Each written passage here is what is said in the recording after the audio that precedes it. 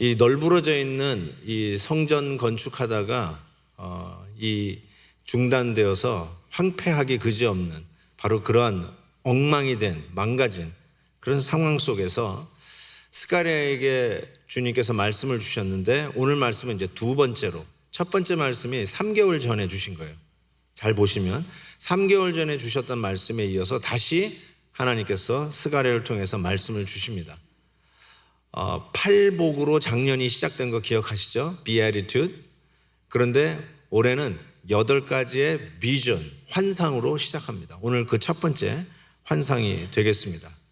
과연 이 망가진 이 돌더머니, 이 황무한 이런 속에서 과연 우리는 다시 시작할 수 있을까라고 하는 큰 퀘션 마크를 던질 수밖에 없는 우리의 삶의 정황 속에서 하나님이 처음으로 보여주시는 환상은 무엇일까요?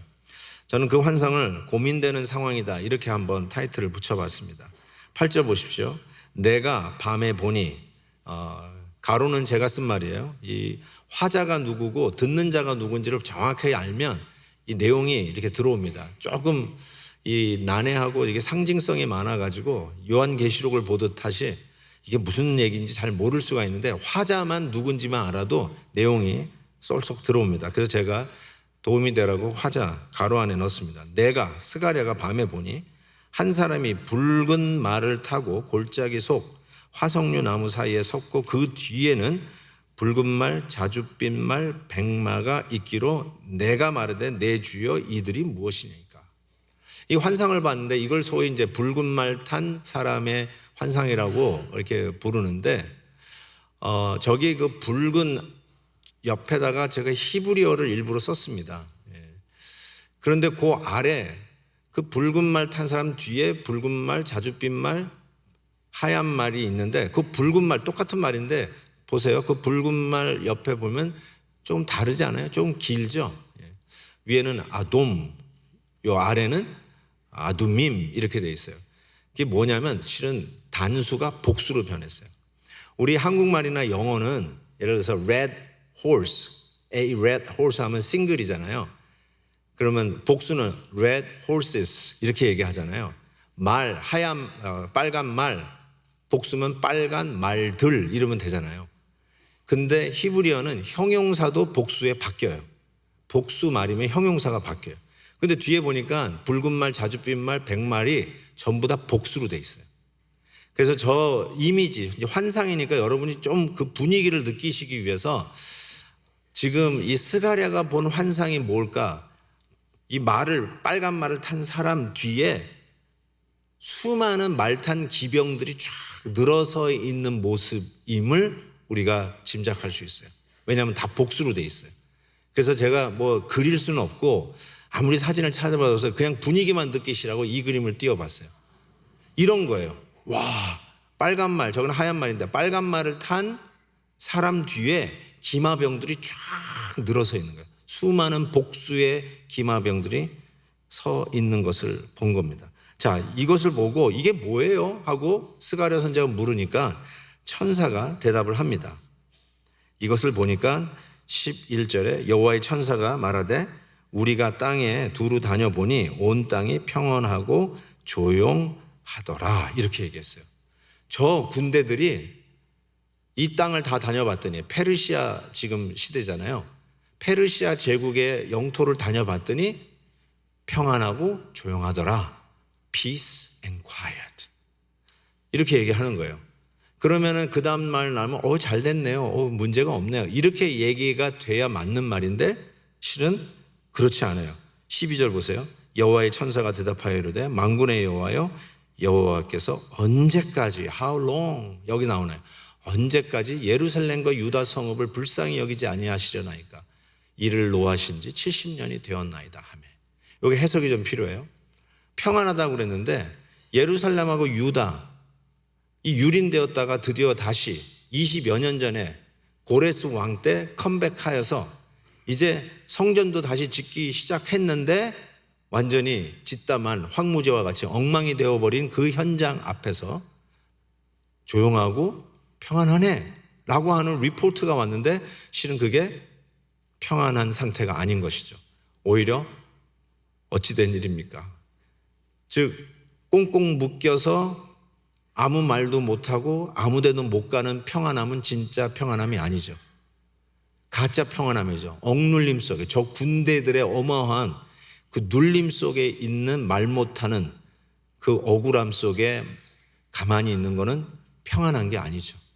그래서 이야기하는 거죠. How long 하면서 천사가 오히려 하나님께 간절히 간구하는 겁니다. 언제까지 당신의 백성들을 이렇게 놔두실 것입니까? 벌써 70년이 지났습니다. 그 말은 바벨론 70년도 떠오르시겠지만 긴 세월이 지났습니다. 상징성입니다. 사람이 건강하면 70이고 수명이 70이고 건강하면 80이라고 하지 않습니까? 그러니까 사람의 한 텀이 끝난 거예요. 70. 그리고 하나님이 하시는 그 긴 세월이라는 것을 70년으로 상징하는데 그 70년 세월이 끝난 거예요. 언제까지 이렇게 긴 시간이 흘렀는데 하나님 가만히 계십니까? 저게 평안한 게 아닙니다. 가만히 있다고 가만히 있는 게 아닙니다. 언제까지 당신의 백성들을 저렇게 신음 속에, 저렇게 황무지 속에 엉망으로 놔두시겠습니까? 지금 그런 질문을 던지시는 거죠. 그때 이 간절한 기도하는 이 천사의 이 모습이 꼭 중보하는 것 같습니다. 하나님, 이 백성을 어찌 그리 놔두십니까? 저는 중보 기도의 힘을 믿습니다. 저는 서로를 위해서 기도하고 그 기도의 응답을 누리는 이 기도의 힘을 믿습니다. 그래서 우리 교회는 매년 시작할 때 엘리야 특별 새벽 기도회로 시작하고 한 해가 그 은혜로 진행된다라고 해도 결단코 틀리지 않습니다.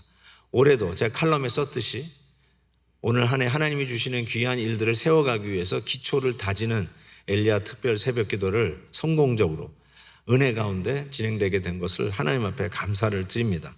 정말로 서로를 위해서 기도한다는 것이 얼마나 힘이 되는지 모르겠어요. 여러분들이 저를 위해서 기도하는 거 얼마나 제가 힘이 되는지 모르겠어요. 아는데 진짜 듣는 경우가 있었어요. 본당을 낮에 지나가는데 본당에서 기도하는 성도가 있었어요. 그런데 이게 지나가는데 들으려고 들은 건 아닌데 지나가다가 하나님 아버지 우리 김한영 목사님하고 기도하는데 뭉클한 거예요. 기도하는 거 알아요, 여러분. 여러분이 제가 얼굴만 봐도 알아요. 나를 위해서 기도하시는 분인지 아닌지 제가 단박에 알 수 있어요. 근데 진짜 들으니까 왜 이렇게 감동이 되고 왜 이렇게 힘이 나는지. 그렇지. 주를 위해 달려가는 길 내가 목숨을 걸고 이런 각오가 칼날같이 쓰는 것을 느낄 수 있었습니다. 그런데 이 중보 기도를 누가 여러분을 위해서 쉬지 않고 하시느냐? 성경에 보니까 예수님이 저와 여러분을 위해서 지금도 중보 기도하고 계시다고 적혀져 있어요. 우리 주님이 기도하고 계세요. 그래서 로마서 보시면 누가 정죄하리요? 죽으실 뿐 아니라 다시 살아나신 이는 그리스도 예수시니 그는 하나님 우편에 계신 자요. 보세요. 우리를 위하여 간구하시는 자신이라. 우리를 위하여 중보 기도하시는 자신이라. 예수님이 우리를 위해서 중보 기도하신다는 거예요. 이 부족한 목사도 실제로 나를 위해서 기도하는 우리 무명의 성도님의 기도 소리를 들을 때 어디서 솟는 힘인지 힘이 나더라고요.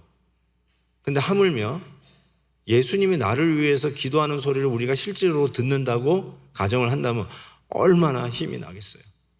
그래서 스코틀랜드에 참으로 경건한 목사님 로버트 맥체인이라고 하는 목사님이 이런 얘기를 했어요. 만약 기도 소리가 들리는데 내 옆방에서 들어보니까 예수님이 나를 위해서 막 기도하시는 소리예요. 그렇다면 나는 수백만의 적을 무서워하지 않을 것이다.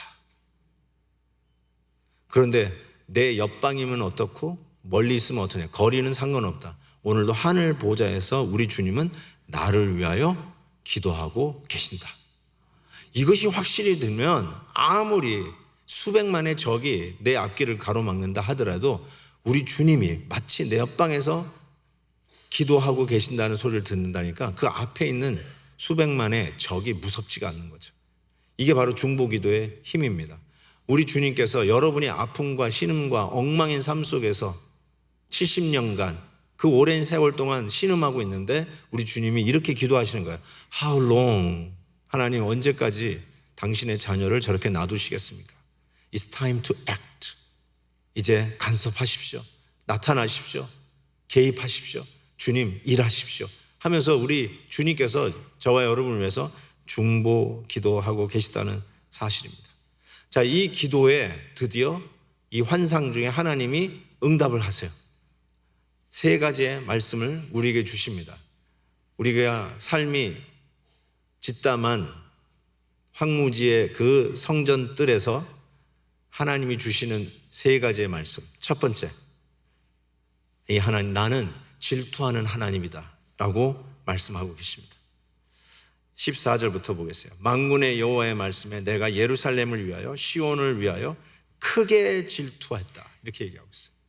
그리고 내 백성을 괴롭히고 있는 여러 나라들에 대하여 심히 진노했다라고 이야기를 하고 있습니다. 질투. 계속 우리 아침 영상에서도 이 질투라는 말이 몇 번 나와서 여러분과 아침 영상에서 나눴지만, 질투는 이게 뭐라 그럴까요? 맘약하고 욕심 많은 아녀자들에게 붙여지는 말이 아니라 지금 하나님께서는 당신에게 붙이고 있어요. 나는 심히 질투하는 하나님이다. 그래서 히브리 용법에 따라서 2번 반복합니다. 나는 질투하는 하나님이다. 그리고 너를 괴롭히고 있는 이웃 나라에 대해서 경로 심히 지극히 지금 화를 내고 있는, 분노하고 있는 하나님이다라고 이야기하고 있는 것이죠. 그 분노의 힘은 질투에서 나온 거죠. 질투.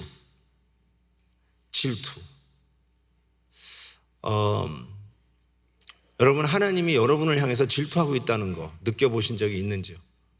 하나님이 나를 향해서 질투하고 계세요. 느껴보신 적이 있는지? 질투는 사랑하는 이가 빼앗겼을 때, 아니면 그 누군가에 강탈당했을 때 느끼는 마음이에요. 만약에 사랑하는 아내가 강도에 의해서 끌려가는 것을 보는 남편이 있다면 목숨을 걸고 가서 아내를 찾아올걸요? 그렇죠. 아내가 막 끌려가는데 굿바이 이러는 거는 좀 이상하지 않아요? 잘 데려가 주셔서 감사합니다 이러는 거 아니죠. 사랑하면 가서 아내를 구해올 수 있는 그 힘이 어디서 나요? 싸우지도 못하고 뭐 태권도도 못하는 남편이 그래도 불구하고 가가지고 아내를 구하겠다고 하는 거 아니겠어요? 그래서 때로는 강도에게 당할 수도 있어요. 근데 하나님은 우리에게 질투를 느끼시는데 하나님 거예요. 하나님에게 속한 자예요. 하나님의 자녀예요. 그런데 우리를 유린하고 끌고 가는 악한 마귀의 그 유혹 속에 끌려갈 때 하나님께서 우리를 찾아오시는 힘이 어디서 나오냐? 질투하는 힘에서 나오신다는 거예요. 근데 하나님은 연약한 남편같이 마귀에게 지지 않습니다. 전능하신 하나님이 우리를 찾아오신다는 거예요. 그게 질투의 힘이에요. 남편이 자기에게 별 관심이 없는 것 같아요. 아내가 생각해 볼 때 무뚝뚝해. 내가 뭘 해도 아무 상관도 안 하고 정말 사랑이 다 식은 것 같아. 근데 이제 친구들하고 친구 남편들하고 이렇게 골프를 가게 됐어요. 내가 골프를 치든 전혀 신경을 안 쓰는데 딱 친구 남편들을 보니까 괜찮아. 사람들이 잘생겼어. 그랬더니 이 남편이 이렇게 여보 가지 마 그런 거예요. 그랬더니 아내가 이러는 거예요. 여보 질투하는 거야? 이러는 거야. 그러면서 막 좋아해. 이걸 못 알아들으시는구나. 이런 상황을 아세요? 여보 드디어 나한테 관심이 있는 거야? 질투하는 거야? 하면서 아내가 좋아한다니까요.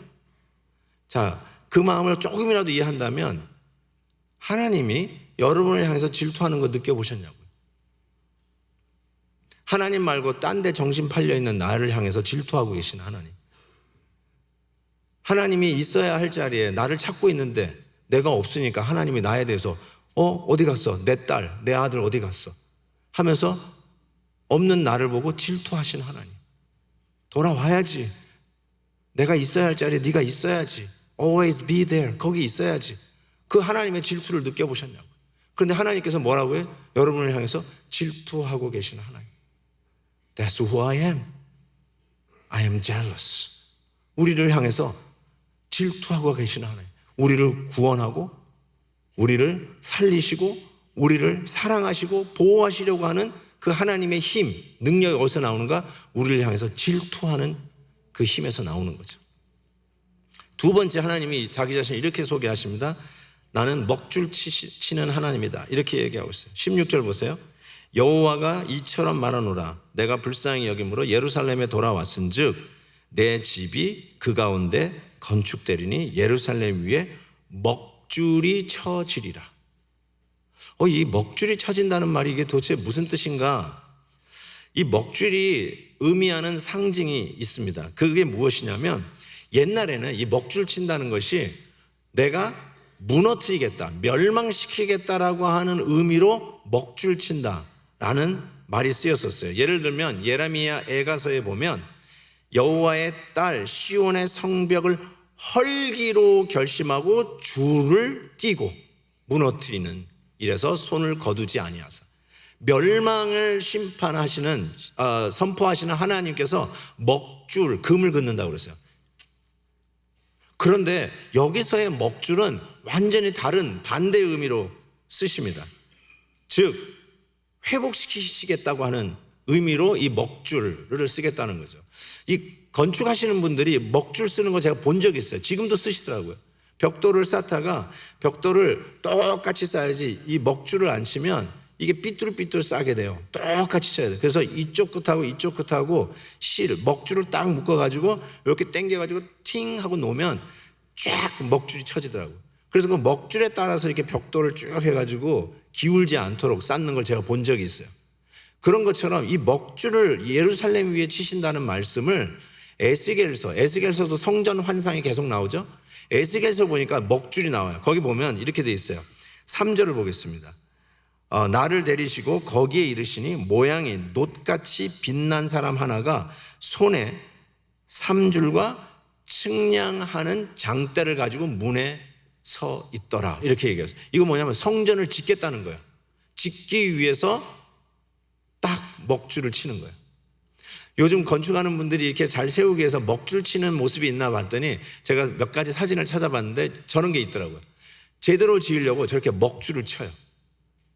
여기에 코너가 여기 들어가고 여기에 벽돌을 세우면 되고 이렇게 먹줄을 친단 말이에요. 세우겠다고 하시는 하나님의 의지예요. 옛날에는 이 나무 책상을 썼어요. 제가 학창 시절에, 요즘 아이들은 이 플라스틱을 쓰는 것 같아요. 그렇죠?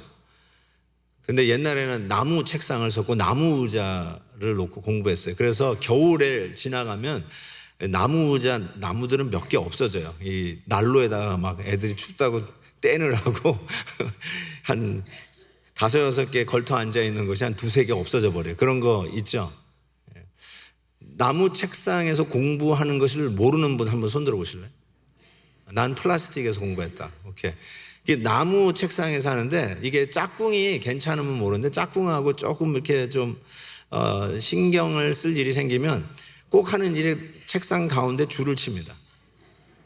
그 기억나세요? 줄을 딱 쳐요. 어떨 때는 그 끌 같은 거 그거 가지고 이렇게 가지고 파기도 해. 나무니까 이렇게 파기도 합니다. 제가 이게 어떤 질투심으로 자기 영역을 나타내고 그러면서 하는 말, 넘어오지 마 너. 넘어오면 죽어. 그래가지고 뭐 지우개 그 똥도 넘어오면 너가 안 돼. 막 이런 얘기를 많이 하는데 어떤 의미에서 이게 줄을 친다는 게 그런 말이에요. 내 영역이에요. 내 영역을 지키겠다는 거예요. 넘어오면 죽는 줄 알아.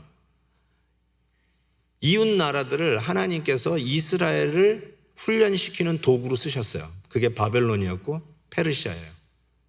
근데 지나치면, 선을 넘어오면 하나님이 질투하세요. 그리고 경노하세요. 그래서 이웃 나라를 경노하고 심판하는 힘이 당신 백성들을 지키는 질투심에서 나와요. 하나님이 줄을 거놨어요. 넘어오면 이웃 나라에 대해서 하나님이 심판하시겠다고 하는 분을 바라시면서 내 거는 지키시겠다, 내 거는 보호하겠다는 의미에서 딱 줄을 걷는다는 말이에요. 그게 먹줄을 치는 하나님, 나는 너를 지키기 위해서 먹줄을 치는 하나님이다. 옛날에는 허무는 먹줄이었지만 이제는 너를 다시 rebuild, 다시 세우기 위한 하나님인 것을 환상 가운데 보여주고 계십니다. 세 번째는 다시의 하나님을 보여주세요. 17절에 보니까 그가 다시 외쳐 이르기를, 만군의 여호와의 말씀에 나의 성읍들이 넘치도록 다시 풍부할 것이라. 여호와가 다시 시온을 위로하며 다시 예루살렘을 택하리라 하리라. 이 한 절에 다시가 4번이나 나와요. 3-4번이 아니에요. 4번씩이 나와요. 3-4번을 더하는 다시가 again, again, again and again 4번씩이나 강조해요. 망가진 나의 삶이 다시 일어날 수 있나요? 망가진 우리의 가정이 새 출발할 수 있을까요? 교회 생활 좀 신나게 다시 한번 해볼 수 있을까요? 이리 하다 치이고 저리 하다 치이고 오해받고 상처받고 그래가지고 다 손을 놓고 에이 하고 포기하고 있는 우리들 다시 즐겁고 행복하게 신앙생활 할 수 있을까요?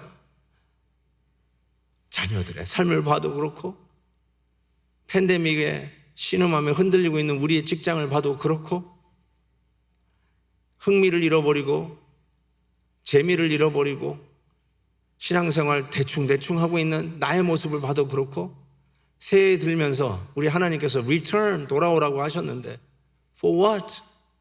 우리에게 이 망가진 삶에 다시 재건, rebuild가 가능한가요? 라고 하는 회의, 정말 널브러져 있는 짓담한 벽돌이 굴러다니고 있는 그 성전터에서 과연 can we do it again? Can we start again? Do we have hope again? Can we rebuild our family, our church, our community again? 이런 질문을 던지고 있는 우리들에게 하나님께서 내가 누군 줄 아냐? 다시의 하나님이다. Again, of course, 다시 시작할 수 있다. 다시 일어날 수 있다. 다시 출발할 수 있다. 다시 세울 수 있다. Again, again, again. 우리에게 소망을 주고 계시는 것입니다. 그것을 무엇으로 보여주냐면 성전을 rebuild, 다시 지으라는 거죠. 성전을 다시 지음으로 인해서 우리들 안에 있는 널브러져 있고 엉망이 되어 있고 황폐해져 있는 우리들의 삶을 다시 세워갈 수 있는 상징적인 소망을 얻게 되는 거죠. 아, 그래서 성전을 지으라고 하시는구나 라는 것을 그들이 깨달은 거죠. 하나님이 다시 중심에 돌아오시고 하나님이 우리의 가정의 중심에 돌아오시고 하나님이 내 생각과 사고와 미래에 대한 꿈의 중심에 들어오시는 그런 의미에서 rebuild the temple, 하나님의 성전을 다시 지으라는 거죠. 그때 하나님께서 of course 다시 시작할 수 있다. of course 다시 세울 수 있다. 끝난 게 아니다. You could start again. 다시 할 수 있다. 지금 그 메시지를 하나님이 주고 계시는 거죠. 그래서 우리의 마지막은 성전이 완성된 모습을 보여줍니다. 그래서 계시록을 가보면 우리가 알 수 있어요. 계시록 가보세요. 21장에 가보면 하나님의 영광이 있어 그 성의 빛이 지극히 귀한 보석 같고 벽옥과 수정같이 맑더라. 완성된 모습이 아니에요?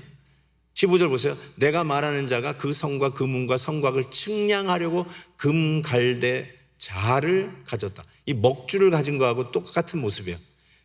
재고 측정해가지고 다시 세우는 이 모습을 저 요한계시록 완성된 모습 속에서 보여주고 계세요. 그런데 성전이 어딨나 봤더니 안 보여요.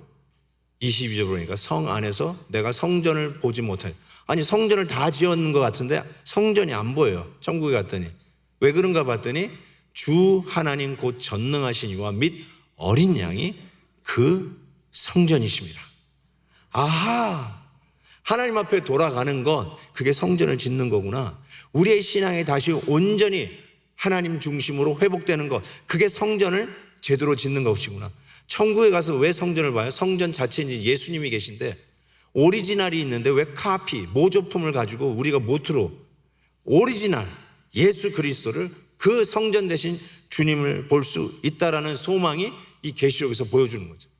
그래서 지금은 짓고 있는 under construction, 지금 공사 중인데 짓고 있는데 과연 다시 온전히 세울 수 있을까요? 라고 하는 퀘션을 던질 수밖에 없는 힘든 상황이 지금 계속 진행되고 있는 것이죠. 그때 주님께서 중보하고 있는 기도 소리가 있어요. 하나님 언제까지십니까? How long is time to intervene? 다시 개입하셔야 됩니다. It's time to come and rebuild. 다시 세워주셔야 됩니다. 당신의 백성들이 신음하고 있는 모습을 보면서 언제까지 기다리시겠습니다 하는 중보 기도와 더불어 하나님께서 주시는 우리에게 메시지는 Of course, you could do it again. You could do it again. Again. Of course, again. 하고 우리에게 소망을 주시는 거죠. 다시 우리 가운데 평화가 온다. 다시 안전이 온다. 우리에게 번영과 하나님이 주시는 영광이 돌아온다. 이 소망을 우리에게 주시면서 return, 돌아오라고 말씀하고 계시는 거죠. 저는 예수님이 우리에게 약속하신 샬롬을 말씀드리고 싶어요. 억눌려서 조용했던 평화, 그거는 거짓 평화예요. 이 군대들이 두루 다니면서 보니까 everything is fine, peaceful. 이거는 꾹 눌러가지고 말 못하게 하는 가짜 평화였어요. 근데 진정한 의미에서 언제까지 우리가 진정한 평화를 위해서 기다려야 됩니까? 라고 하는 이 기도의 응답 속에 하나님께서 Yes, you can. 다시 세울 수 있다라고 하는데 예수님이 우리에게 평화를 약속하신 때가 언제냐면 부활하신 예수님이 제자들에게 찾아오셔서 하셨던 말이 Peace unto you. 너에게 평강이 있을지어다. 예수님이 죽은 줄 알고 벌벌 떨고 있었던 제자들에게 부활하신 예수님이 찾아오셔서 주셨던 첫 메시지가 피스예요. 진정한 피스가 너에게 있을지어다. 자, 한번 요한복음 20장을 잠깐 읽어볼게요. 안식 후 첫날 저녁 때에 제자들이 유대인들을 두려워하여 모인 곳에 문을 닫았더니 아무도 못 들어오게 몰래 모인 거예요. 두려워 떨면서. 그런데 그 가운데 부활의 예수님께서 오셔서 뭐라고 얘기했냐면 평강이 있을지어다. 평강이 있을지어다. 오케이. 그 다음 20절 보세요. 뭐라고 얘기하냐면 이 말씀 평강이 있을지어다 하고 나서 손과 옆구리를 보여주셨어요. 제자들에게. 그 손과 옆구리는 뭐겠어요? 십자가에서 못자국 난 손과 십자가에서 창으로 찔리신 옆구리, 가로는 제가 쓴 말이에요. 십자가의 상처, 상흔을 보여주셨어요. 여러분이 누군가가 옆에 계신 분이 큰 상처가 보이면 여러분 어떻게 생각하세요? 어머 어떻게 되셨던 거예요? 어머 안 됐네 하고 이렇게 할 거 아니에요. 근데 제자들은 예수님의 못자국과 창자국을 보더니 어떻게 되냐면 기뻐하더라. 이게 뭔 소리요? 아니 예수님이 상처를 보여줬는데 아유 아프셨겠어요 이런 말도 안 하고 기뻐했더라 그랬어요. 그러면서 하는 말씀이 또 너희에게 평강이 있을지어다 이렇게 얘기했어요. 그리고 나서 그 다음 절 보세요. 이 말씀을 하시고 아버지께서 나를 보내신 것처럼 나도 너희를 보내라 하면서 미션을 주세요. 사명을 주세요. 그리고 나서 그 사명을 감당할 수 있는 힘이 되는 숨을 내쉬면서 성령을 받으라. 성령의 능력을 부어주세요. 이게 저는 슬라이드 쇼, 요즘 슬라이드 쇼가 많이 없어졌죠. 슬라이드 쇼 하나 컷 보는 것 같아요. 첫 번째로 예수님께서 벌벌 떨고 있는 우리들, 삶의 엉망인 현장에서 과연 우리에게 소망이 있습니까?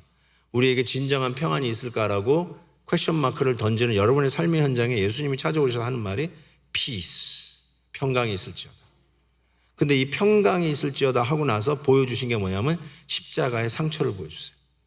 그 말은 이 평강은 십자가의 상처에서 주어진다는 거예요. 약간 이상한 말 같지만 십자가의 상처가 힘이 되어서 엉망인 삶의 평강으로 다스려 줄 수 있는 힘이 있다는 거예요. 그게 뭔가 그걸 알기에 제자들이 예수님의 상처를 보고 혀를 찬 게 아니에요. 불쌍하다고 얼굴 찡그린 게 아니에요. 기뻤어요. 왜요? 평강이 우리에게 가능하다는 걸 믿었어요. 그래서 그 평강을 누리고 그 다음에 하나님이 주신 일을 하러 나가요. 주저앉은 게 아니에요. 다시 사람 낚는 업으로 나가요. 물고기 잡으러 가는 게 아니라 사람 낚는 업으로 다시 나가요. 그 일을 이제는 누가 하느냐? 자기의 힘으로 자기 꾀로 하는 게 아니라 하나님의 신으로 가능하다. 이게 스바냐의 메시지거든요. 스가랴서에 나중에 나오는 메시지예요. 우리의 지혜나 우리의 노하우나 우리의 무슨 테크닉이나 우리의 잔머리 굴리는 그걸로 되는 게 아니라 오직 성령의 능력으로 이 일이 가능합니다. 저게 공식같이 보이는 거야. 슬라이드쇼가 Peace unto you. 그리고 십자가를 보여주고 그것이 기쁨이요 그것이 평강을 이룰 수 있는 능력임을 성령의 능력으로 부어서 깨닫게 하시고 누리게 하시는 이 놀라운 공식을 보여주시는 것 같아요. 십자가가 왜 평강의 능력이 될까? 왜 십자가를 보는 순간에 제자들이 기뻐 뛰었을까? 연민의 정을 가지고 불쌍하다 하지 않고 어떻게 기뻐했을까? 왜 그것이 우리에게 평강의 힘이 되어질까? 왜 엉망인산 삶 속에서 우리가 다시 들어야 할 말씀이 십자가의 상처, 상흔일까? 사랑하는 성도 여러분, 다시 시작할 수 있는 힘이 어디서 올까? 저는 이 생각을 하면서 이 말씀이 드디어 그리스도 안에서의 성전이 완성되어지는 모습 속에서 이 평강이 오는구나 라는 걸 깨닫게 되면서 여러분에게 담대하게 말씀드릴 수 있어요. 다시 할 수 있냐고요? 그 질문을 지금도 던지고 싶으세요? 우리 가정에 다시 소망과 빛이 비춰질까요? 내 삶에 다시 내일이 있을까요? 나의 신앙생활에 새로운 터닝 포인트가 있을까요? 이런 일에 회의적인 분들이 계시다면 오늘 메시지를 들으셔야 돼요. 이렇게 엉망으로 흩어져 버리고 질서가 어디서부터 실타래를 풀어야 할지 엉켜있는 우리의 삶 속에 어디서부터 다시 시작해야 될까요?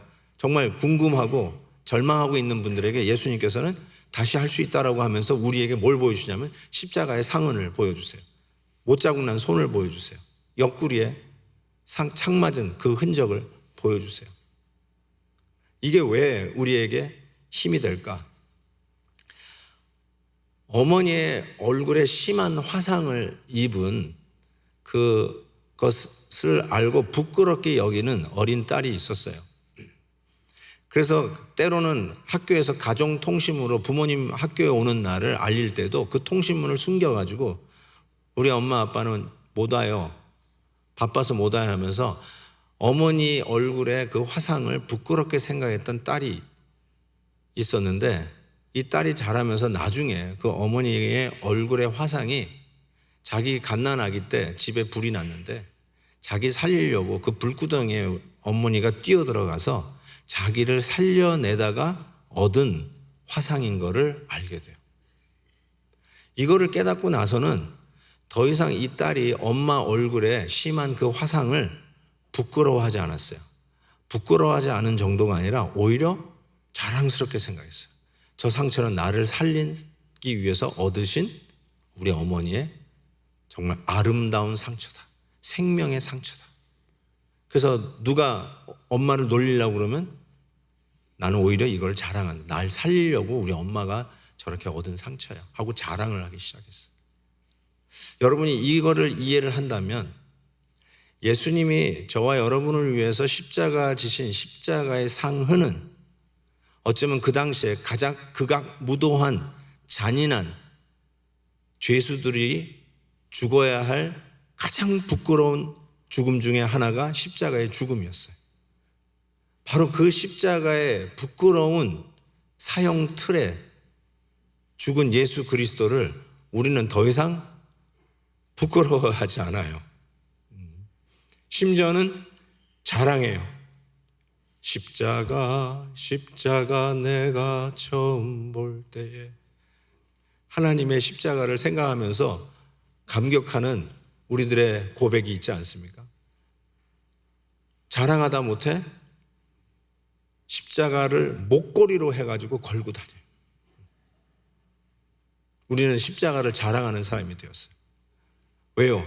그것을 인하여 흑암 가운데 있었던 우리들의 삶이 빛으로 나올 수 있었고 무너져 내린 성전터와 같은 그 황무지에서 다시 일어날 수 있었기 때문입니다. 우리의 삶 속에 다시가 있을 수 있나요? Can we have again in our lives? 예수님께서 이렇게 하세요. 내 손에 못자국을 보고 내 옆구리에 창자국을 봐라. Of course, you could do it again. You could rebuild again. 다시 시작할 수 있다는 거예요. 이 샬롬의 능력이 2023년 새해를 시작하는 우리 온 성도들의 삶 속에 다스려지는 은혜, 누리는 은혜가 있기를 바라고, 여러분이 궁금하는 빅 퀘션 마크에 우리 하나님께서 놀랍게 다시 재건하는 은혜가 있기를 주의 이름으로 축복합니다. 우리 같이 한번 이 찬송할까요? 내 평생에 가는 길 순탄하여 늘 잔잔한 강 같든지 큰 풍파로 무섭고 어렵든지 나의 영혼 늘 편하다. 1절은 우리 반주와 함께 한번 힘을 있게 부르고요, 2절은 반주 없이 우리 목소리로만, 여러분도 좀 소리를 내서 같이 찬양했으면 좋겠습니다. 내 평생에 가는 길. 내 평생에 가는 길 순탄하여 늘 잔잔한 강 같은지 큰 풍파로 무섭고 어렵든지 나의 영혼은 늘 편하다. 내 영혼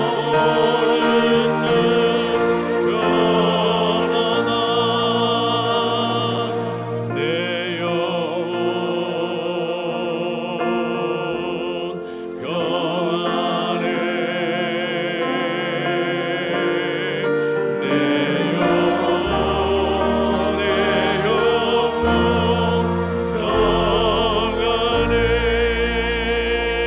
목소리로만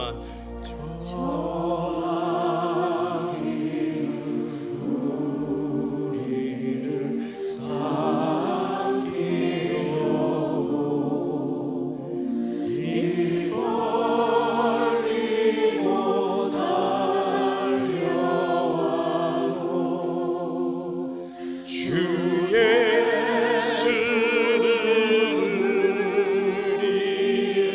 되창되니 끝내 싸워서 이기겠네. 아멘. 다 같이 It is well, it is well with my soul, with my soul. It is well, it is well, it is well, it is well with my soul, with my soul. 같이 기도합시다. 새해를 시작하면서 하나님 같이 다시 할 수 있을까요? 질문 던지고 싶은 그런 부분이 있죠. 짓다 말고 널브러져 있는 무너진 성전 뜰에서 하나님 나에게 소망이 있습니까? 그러고 싶은 삶의 영역이 있습니까? 우리 주님께서 4번이나 of course, again, again, again, again. Of course, 다시 할 수 있다. 다시 일어날 수 있다. 다시 출발할 수 있다. 다시 세울 수 있다.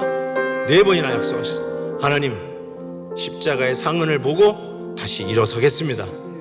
하나님이 약속하신 평강 속에 다시 시작하겠습니다. 내 영혼 평안해. 내 영혼 평안해.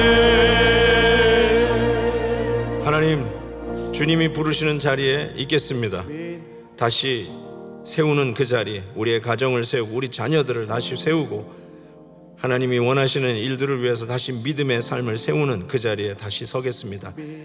다시 4번씩이나 반복해 주신 하나님의 말씀을 허투루 듣지 아니하고 나의 조건을 변명 삼지 아니하고 나의 무능함을 익스큐즈 하지 아니하고 하나님께서 나의 건강도 채워주셔서 능히 하게 하시고 나의 부족함도 넉넉하게 하셔서 하게 하시고 나의 무너짐도 다시 힘 주셔서 세우시는 성령의 충만함으로 하나님의 신으로 가능함을 다시 한번 깨우쳐서 2023년 새해는 퀘션 마크가 느낌표가 되게 하여 주시옵소서.